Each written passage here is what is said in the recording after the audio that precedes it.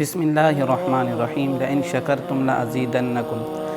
خالق کائنات نے قرآن مجید میں ارشاد فرمایا کہ اگر تم میری نعمتوں کا شکر ادا کرو گے تو میں نعمتوں کے اندر اضافہ فرما دوں گا۔ آج ہم جس ٹاپک پر گفتگو کرنے جا رہے ہیں وہ آزادی کے حوالے سے ہے۔ اللہ تبارک و تعالیٰ نے مسلمانوں کے ایک عظیم آزادی نصیب فرمائی ہے اور وہ پاکستان کی صورت میں آزادی نصیب فرمائی ہے۔ پاکستان کی آزادی کوئی معمولی آزادی نہیں ہے اور یہ کوئی ایک عام ملک نہیں ہے، بلکہ بعض صوفیاء کرام نے اس ملک کے بارے میں کہا کہ یہ اس کو مدینہ الثانی کہا گیا ہے، یعنی ایک مدینہ جیسا شہر اس وطن عزیز کو کہا گیا ہے۔ اور کیوں اس کے لفظ سے کہا کہ ہاں پاکستان کا مطلب یہ ہے کہ اللہ تبارک و تعالیٰ نے انسانوں کو، مسلمانوں کو بالخصوص ایک پاک وطن عزیز، پاک وطن دیا ہے۔ تو یہ بہت بڑا اللہ تبارک و تعالیٰ کا ہم مسلمانوں پر احسان اور ایک فضل ہے۔ لیکن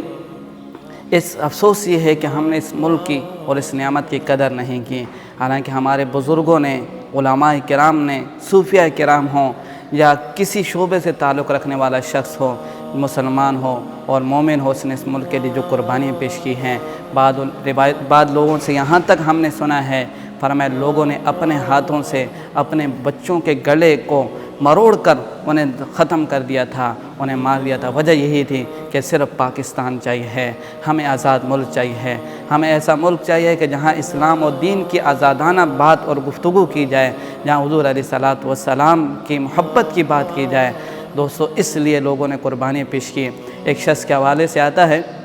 وہ سوچتے ہیں کہ جب میں پاکستان چلنے لگا تو میں نے سوچا کہ جب میں اگر یہاں ہی رہتا ہوں تو ان لوگوں کی غلامی کرنی پڑے گی، کیوں نہ ہو یا تو مر جاؤں یا تو پاکستان چلا جاؤں۔ مجھے تیرنا نہیں آتا تو شخص کہتا ہے میں نے ایک لکڑی اٹھائی اور اس لکڑی کو سمندر کے اندر ڈال کر اسی پر سوار ہو گیا، اور اس طرح میں جب سمندر کے اندر تیر رہا تھا میں نے دیکھا کہ کئی لاشیں ایسی ہیں، کئی لوگ ایسے مجھے نظر آئے، میں نے سمجھا شاید انہیں بھی تیرنا نہیں آتا۔ جب میں ان کے قریب سے گزرا تو ہر شخص کی سانس ختم ہو چکی تھی، ہر شخص مردہ نظر آتا تھا۔ بہت سارے لوگوں نے اس ملک کے لیے جان پیش کی ہیں، قربانیاں پیش کی ہیں،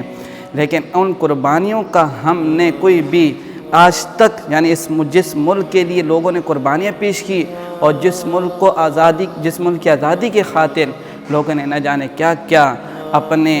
ملک کی، اپنے مال کی، اپنے جائیداد کی قربانیاں پیش کی ہیں، وہ سب کچھ کس لیے کیا تھا؟ اس لیے کیا تھا کہ یہاں اس ملک میں ہم آزادانہ طور پر رہیں، یہاں ہم اللہ اس کے رسول کا نام لیں۔ لیکن افسوس یہ ہے کہ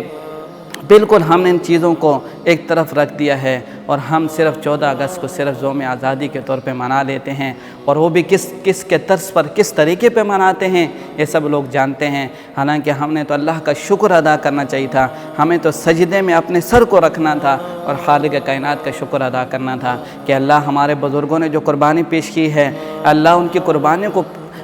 قبول فرما کر، اے اللہ ہمیں ان کے طرز عمل اور جو ان کا نظریہ تھا، جو ان کا طریقہ تھا، جس نظریے پہ انہوں نے ملک آزاد کیا ہے، اے اللہ ہمیں چلنے کی توفیق عطا فرما دے۔ ہمیں تو یہ دعائیں کرنی تھی، لیکن افسوس ہوتا ہے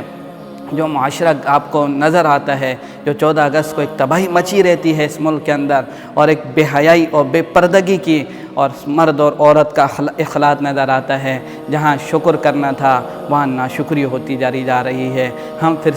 پھر سوچیں اور پھر ہم چاہیں کہ ہمیں یہ ملک سکون نہیں ملا، اطمینان نہیں ملا، ہم نے اس ملک کے لیے نہ جانے کون سی قربانیاں پیش کی، لیکن ہمیں ایسا لگتا ہے کہ ہماری سب کے سب قربانیاں رائگاں ہیں۔ دوستو یہ وجہ ہماری ہے کہ ہم نے ان کی قدر نہ کی۔ علامہ فضل حق خیر آبادی رحمۃ اللہ تعالیٰ علیہ کو جیل میں جانا پڑا صرف اسی وجہ سے، اس ملک کی وجہ سے کہ انہوں نے نعرہ بلند کیا اور انہوں نے کہا کہ ہمیں آزاد ملک چاہیے ہے، جہاں حضور کا نام لیا جائے، جہاں حضور کی غلامی سکھائی جائے، جہاں دین کی بات کی جائے۔ اور پھر علامہ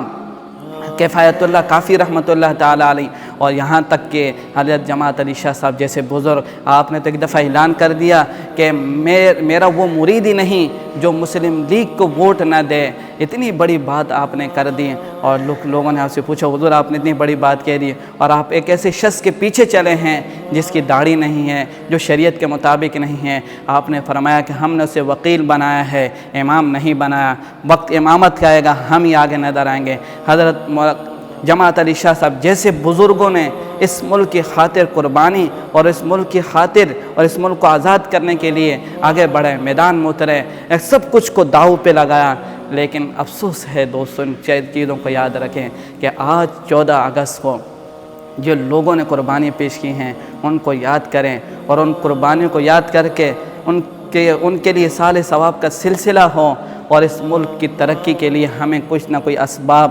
تلاش کرنے چاہیے، ایسے اسباب کہ جن کی وجہ سے یہ ملک دن بدن تنزلی کی طرف جا رہا ہے۔ اللہ تعالی ہمیں اچھے حاکم نصیب فرمائے، اللہ تبارک و تعالی ہمیں بہترین حکمران عطا فرمائے، اور اللہ اس ملک کو مزید ترقی نصیب فرمائے، آمین۔